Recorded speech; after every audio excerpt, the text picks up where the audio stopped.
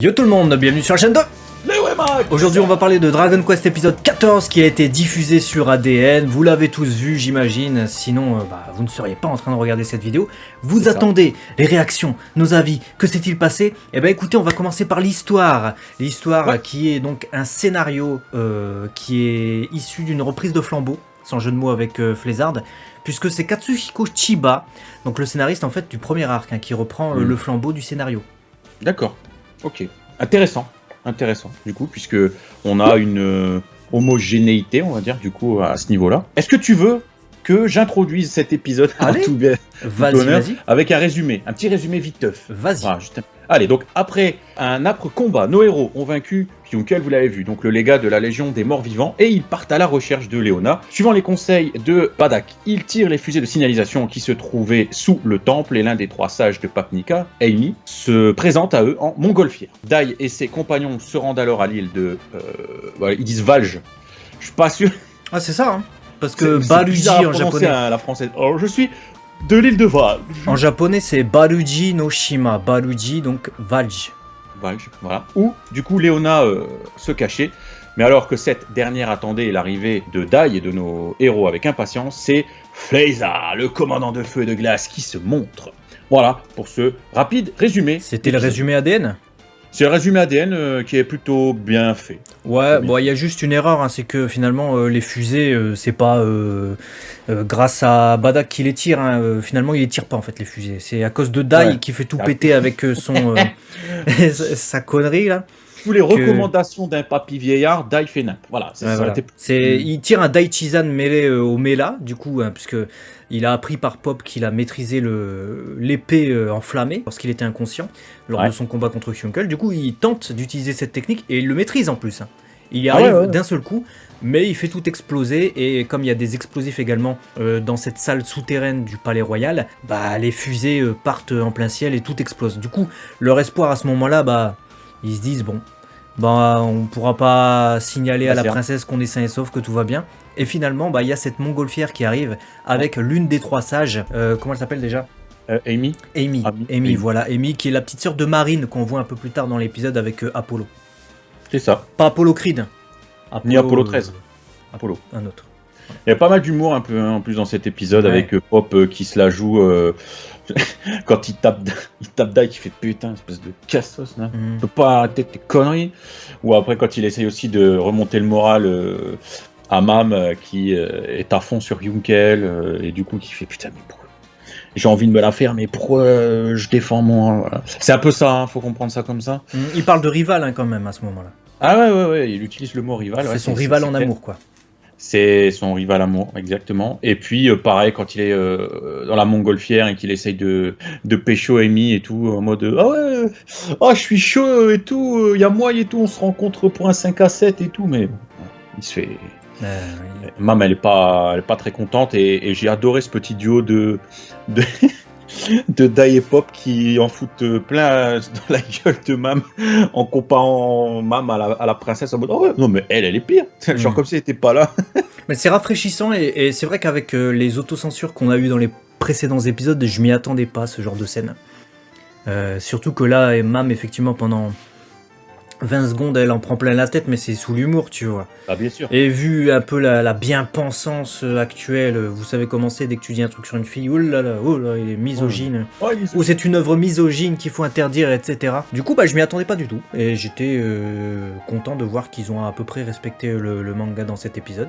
Et alors, niveau technique aussi, on voit que les trois sages, c'est pas n'importe quoi, parce qu'il y a Apollo qui utilise un Fubaha pour se protéger à un moment donné de l'attaque Mélazoma à 5 doigts quand même de Flézard, je sais pas si vous vous rendez compte. C'est-à-dire que normalement tu fais un Mélazoma, ça te fait une boule, et une boule de feu en gros que tu envoies sur l'adversaire. Là lui il peut en créer 5 en fait, et les balancer simultanément. Du coup forcément c'est surpuissant, ça explose quand même la barrière d'Apollo, mais on voit que les trois sages sont réputés balèzes, tu vois, dans cet épisode. Mais ils se font étaler, et à la finalité c'est Flézard qui gagne. Et on a Dai qui arrive à la fin de l'épisode. On va peut-être parler de la bande-son. Alors, attends, juste avant, il faut que je vous dise que cet épisode conjugue 3 chapitres. Et ça correspond au chapitre 48 à 50 inclus. C'est plutôt correct par rapport à la vitesse à laquelle on est accoutumé. Et ça correspond aux épisodes 27 et à la toute première moitié du 28 de l'ancienne série. Ok. Bande on son est toujours sur un rythme de 2-3 quoi. Ouais, bande son maintenant. Bah écoute, bande son, j'ai pas noté un truc qui est sorti comme ça des sentiers battus en mode wow, c'est quoi ce truc-là, mais j'avoue avoir été emmené par l'épisode de manière générale. J'ai trouvé que la bande son ne venait pas ridiculiser l'ensemble. C'était assez des moments un petit peu plus épiques quand il s'énerve pour essayer de faire ce qui fait son slash, pour essayer d'aller chercher les fusées, mais qui se loupe. À un moment donné, t'as une musique d'action. Quand Flézard fait le fou, pareil, t'as une musique un peu plus de tension. Donc ça m'a emmené. J'étais dedans, voilà. Donc au moins ça m'a pas sorti de l'épisode. Donc non, moi j'ai trouvé même que ça sublimait l'épisode en toute fin. C'est-à-dire qu'on avait une musique vraiment épique à un moment donné quand Flézard y va pour achever Léona à la fin de l'épisode. Je me suis dit là, je sens enfin de l'émotion, je sens de la tension. Et même si je sais ce qui va se passer, donc je savais que Dai allait arriver. Un nouveau spectateur peut se poser la question, est-ce qu'il va arriver à temps, est-ce qu'il va pas arriver à temps.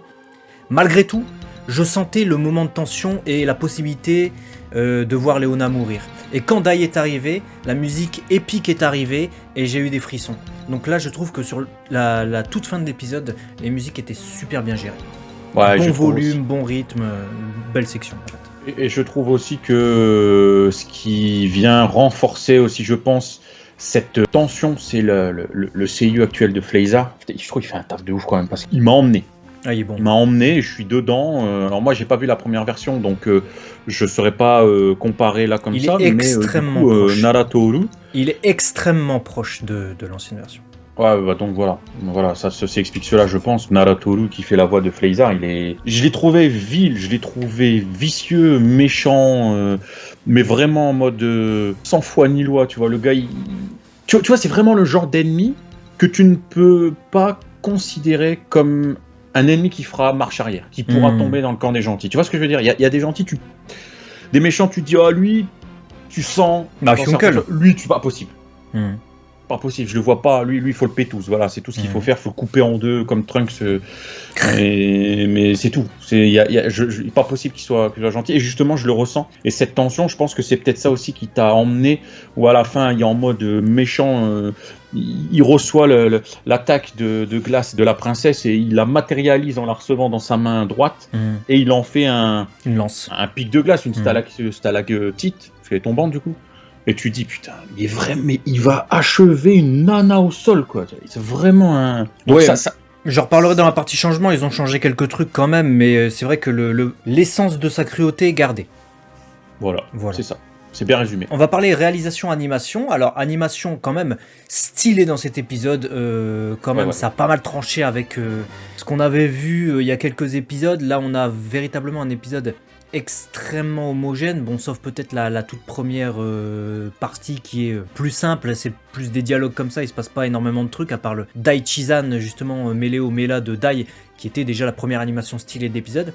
Et ensuite, toutes les attaques de Flézard sont magnifiques dans cet épisode. Oh là là, je suis tellement d'accord avec toi. Déjà, avant de revenir sur ces attaques de Flézard, pour revenir sur ce que tu disais sur le fait que ce soit beau, j'ai trouvé même, je sais pas si c'est moi ou si c'est parce que ça fait 2 semaines qu'on n'a pas eu d'épisode, mais j'ai vraiment trouvé ça beau au sens propre. Je me suis dit, les images sont belles, elles sont pures, est-ce qu'il y a eu un filtre qui a été apposé ? Je sais pas, mais j'ai trouvé ça très clinquant et pur en même temps. Je sais pas comment t'expliquer, mais je me suis dit, c'est beau, est-ce que c'est l'homogénéité, est-ce que c'est le caractère de designers qui ont posé les animateurs à une homogénéité rare, mais j'en sais rien, mais je trouvais ça beau, et effectivement, les animations, que ce soit la glace, que ce soit le feu, que ce soit les fumées qui en dégagent, que ce soit la puissance des coups, des trucs, je me suis dit, quand il met une patate aussi là comme ça, tu sens l'impact de sa frappe.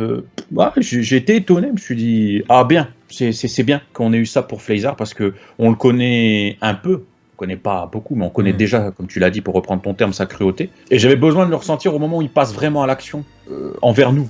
Parce que si c'était pour faire, oh putain, l'animation pue la merde, bah c'était une arrivée ratée. Une entrée en scène ratée. Du coup, t'as trouvé qu'il est passé à l'action envers toi ou pas ? Franchement, je l'aurais eu en face de moi. C'est depuis le début de Dragon Quest. Bon, je parle pas de Adlar, qui est à part, mais. Et encore, parfois même, je le trouve pire. C'est celui qui me mettrait plus de frissons, en fait, tu vois, où vraiment, je m'en méfierais plus. Ouais.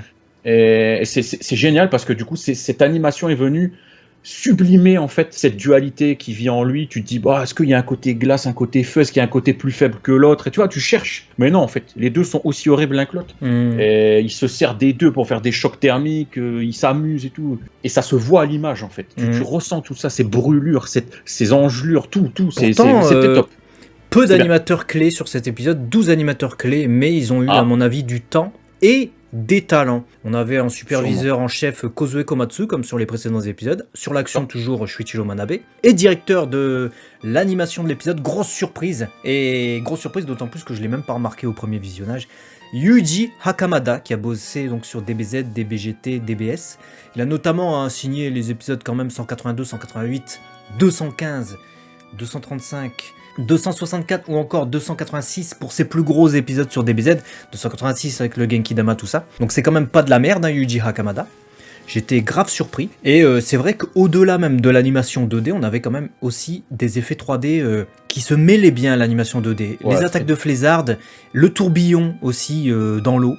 J'ai fait, ah ouais, putain, je m'attendais à un truc dégueulasse, il est grave bien fait, je trouve. Donc vraiment satisfait de l'animation de cet épisode. Bon, le début était... Voilà, c'est les premières phases de parole, donc forcément ils mettent pas les gros talents.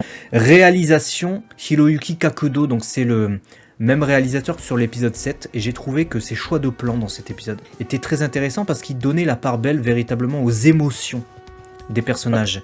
Et il a gardé en plus la plupart des gags, ce qui est à féliciter aussi, parce qu'on n'avait pas ça là avant. J'ai d'ailleurs des choses à souligner sur ça. Tu parles de choix de plan. Il y a un moment donné, quand la princesse est en train d'engueuler ses sbires qui se prennent la tête sur la bouffe, etc. Il y a un plan éloigné, en dehors de la tour, où justement tu as cette idée de réalisation de mettre une première tour devant. Et la caméra, tu vois, qui à un moment donné filme de l'extérieur de la tour, où tu les vois passer derrière. C'est bête, tu vois. C'est tout bête.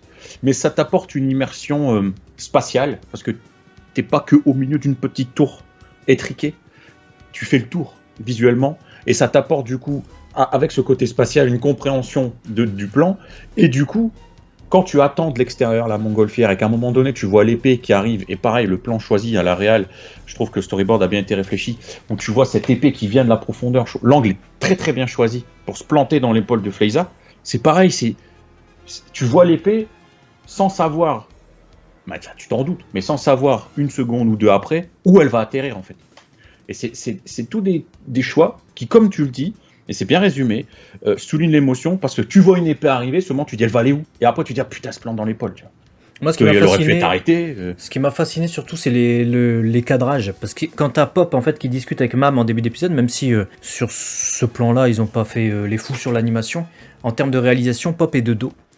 Et en gros, tu sens que ce que Mam dit, en fait, comme elle dévoile un peu ses sentiments et sa tristesse, lui, on sait ses intentions et ses sentiments envers Mam. Du coup, vu qu'il est de dos, on se doute qu'il est triste. On n'a pas besoin de le lire sur son visage, on se doute qu'il est glacé par les mots de Mam. Et plus tard, quand t'as la tension entre Flézard et Léona, je trouve que tous les plans sont super bien choisis entre les deux personnages, et ça montre vraiment une inquiétude. On est là vraiment à s'enquérir de ce qui va se passer, et on sent que Flézard, il s'en fout. Il a pas de pitié, lui, il raconte ce qu'il veut, il tient pas compte de ce que peuvent dire les autres. On va passer à la partie changement, si tu le veux bien. Ouais, vas-y, je t'en prie. Alors au début, lorsque Dai est chaud pour sauver Léona, après avoir eu son armure réparée par Badak, il dit « Allez, on va sauver Léona !» Et Badak répond « Oh, mais le problème, c'est d'abord de savoir où elle se trouve. » Et dans le manga, Dai tombe à la renverse. Dans l'anime, non, tout reste très réaliste, pareil chez les expressions faciales des personnages d'ailleurs. Ensuite, quand ils arrivent au palais et que Dai est motivé pour qu'on le laisse faire, il est tout content, il est tout sourire dans le manga, alors qu'il est sérieux dans l'anime. D'ailleurs, là encore, on n'a pas les réactions des autres personnages qui craignent que tout explose. Puis quand Pop s'énerve sur Dai dans le manga, il l'étrangle carrément pendant qu'il lui dit « Imbécile, c'est de la poudre à l'intérieur !» Les petits coups de Pop sur Dai qui a commis une erreur sont sur sa tête dans le manga, tandis qu'ils sont sur sa jambe dans l'anime remake. D'ailleurs, Dai tient tellement à se faire tout petit qu'il rapetisse carrément sur une case du manga. Dans l'anime, souci de réalisme oblige dans cette adaptation, ça n'y figure pas. Lors de l'échange dans la montgolfière où Dai explique à Pop que Léona est certes jolie, mais elle est un peu plus difficile à vivre que Mam. On a des répliques qui changent. Dans le manga, Pop ne rétorque pas. Pire que Mam, c'est chaud pour une princesse, non? Il dit « Mais est-ce que c'est vraiment une fille ?» en regardant Mam, l'air de dire que son côté bagarreur fait d'elle un garçon manqué. Et après, les baffes, c'est les mêmes que dans l'animé. Dans la tour de Valji, la princesse ne demande pas à ses gardes de lâcher le sac pour lequel ils se disputaient et ne menace pas de le balancer par la fenêtre dans le manga. Elle est remarquée quand le sac tombe au sol et se renverse. Ensuite, les répliques sont identiques à ce qu'on voit dans l'animé, mais les allusions au fait de balancer le sac sont bien sûr inexistantes, puisque ce passage n'existe pas dans le manga. Ensuite, lors du combat contre Flézard, Marine se fait cramer la tête dans le manga. C'est beaucoup plus violent, pas seulement balancé en arrière. Mais je l'ai deviné en fait. Je l'ai deviné, ça se voit pas, mais à un moment donné, j'ai senti que c'était suggéré dans la violence du truc. Quoi. Il lui chope la tête, il la balance, je me suis dit putain, il a dû la cramer pour se la balancer, mais c'est pas vu, effectivement. Le Hyado, en guise de dernière tentative de Léona, que Flézard transforme ensuite en lance de glace, est un rajout de l'animé.